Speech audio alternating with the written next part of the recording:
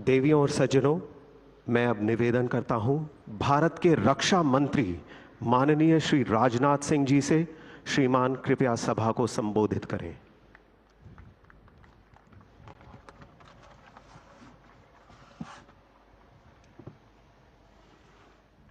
Ladies and gentlemen, please welcome Shri Rajnath Singh, the Honorable Defense Minister of India.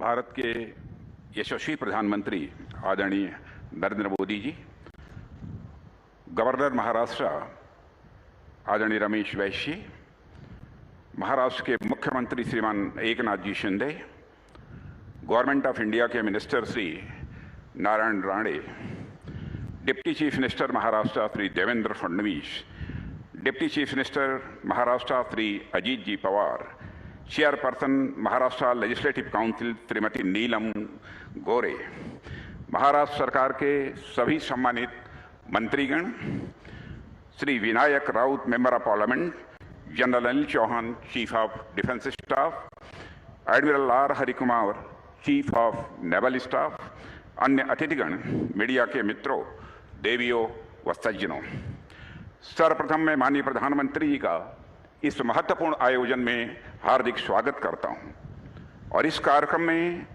आपकी उपस्थिति के लिए प्रधानमंत्री जी मैं आपको हृदय से धन्यवाद देता हूं। आपका सानिध्य हम सबके लिए अत्यंत महत्वपूर्ण है। मैं हमारे नेवल ऑफिसर्स, हमारे सारे सेलर्स और उनके परिजनों को नेवी डे पर मैं अपनी हार्दिक बधाई देता हूं, हार्दिक शुभकामनाएं देता हूं। प्रधानमंत्री जी, आज आप द्वारा छत्रपति महाराज जी शिवाजी की प्रतिमा का अनावरण किया जाना हमारे लिए, मैं मानता हूं, यह सौभाग्य का क्षण है। साथियों, छत्रपति जी का पूरा जीवन हम सबके लिए एक प्रेरणा का कार्य करता है। छत्रपति शिवाजी ने अपने विजन से एक भविष्योन्मुखी राज्य स्वराज्य की स्थापना की। उन्होंने तब के समय में भी नेवी के महत्व को पहचाना और भारत की समृद्ध नौसैनिक परंपरा में एक नया अध्याय जोड़ा। साथियों, एक साधारण शासक और एक स्टेट्समैन में बड़ा अंतर होता है। एक साधारण शासक वर्तमान वास्तविकता के आधार पर ही वह दुनिया को देख पाता है, लेकिन एक स्टेट्समैन अपने वर्तमान से आगे देखने वाला विजनरी हुआ करता है। एक स्टेट्समैन आज की वास्तविकताओं से आगे जाकर भविष्य की संभावनाओं को भी देखने की वह क्षमता रखता है। छत्रपति शिवाजी सही मायने में एक स्टेट्समैन थे। नेवल पावर के महत्व को समझना उनकी स्टेट्समैनशिप को दर्शाता है।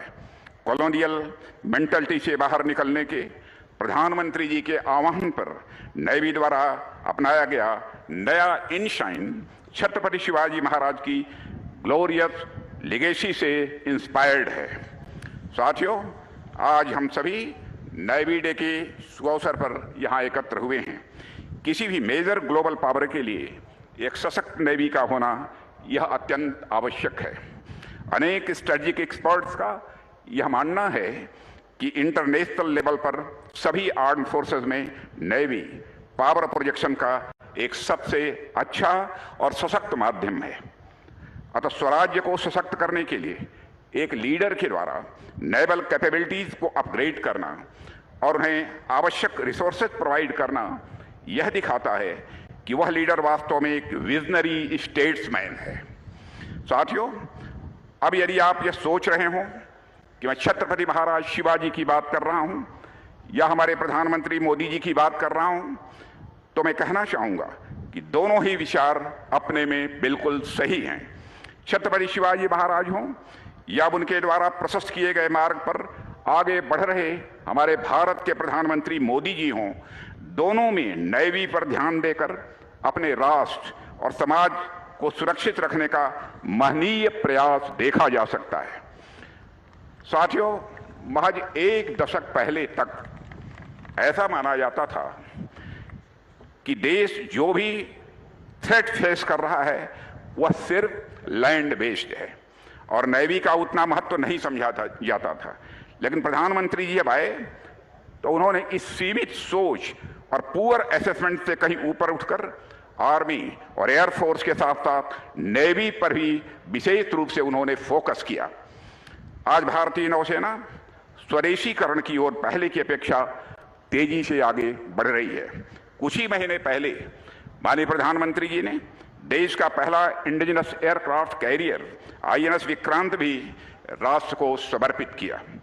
पहले हमारी नेवी का अधिकांश इक्विपमेंट इंपोर्टेड होता था, लेकिन आज हम बायर नेवी से अब बिल्डर नेवी बन चुके हैं।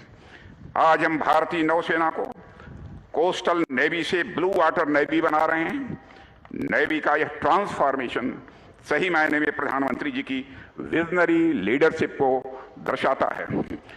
इसके अतिरिक्त भी प्रधानमंत्री जी के नेतृत्व में पिछले 9-10 वर्षों में भारत ने जो अभूतपूर्व प्रगति की है, आप सभी जानते होंगे। अंतर्राष्ट्रीय जगत में भारत की प्रतिष्ठा बढ़ी है, अंतर्राष्ट्रीय जगत में भारत का कद बढ़ा है। यह सब सारी उपलब्धियां आपके नेतृत्व में इस देश ने हासिल की हैं। इसके उदाहरण तो कई सारे हो सकते हैं, लेकिन मैं कुछ उदाहरणों की ओर आपका ध्यान आकर्षित करना चाहूंगा। जैसे भारत में जो सीमा के पास सटे हुए गांव थे, उनको संज्ञा दी जाती थी यह भारत के सबसे अंतिम गांव है, लेकिन आज स्थिति बदल चुकी है। आज सीमावर्ती इलाकों में भी नेक्स्ट जनरेशन इंफ्रास्ट्रक्चर डेवलपमेंट तेजी से हो रहा है। और सबसे बड़ी बात कि भारत के वह गांव आज भारत के आखिरी गांव के रूप में नहीं, बल्कि भारत के पहले गांव के रूप में वह जाने जाते हैं।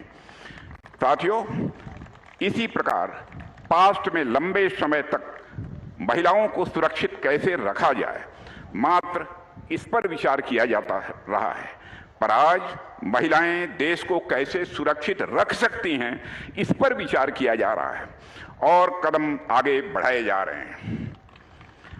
आज इस देश की नारी शक्ति सेना से लेकर संसद तक हर भूमिका में देश के विकास में साझेदार बन रही है।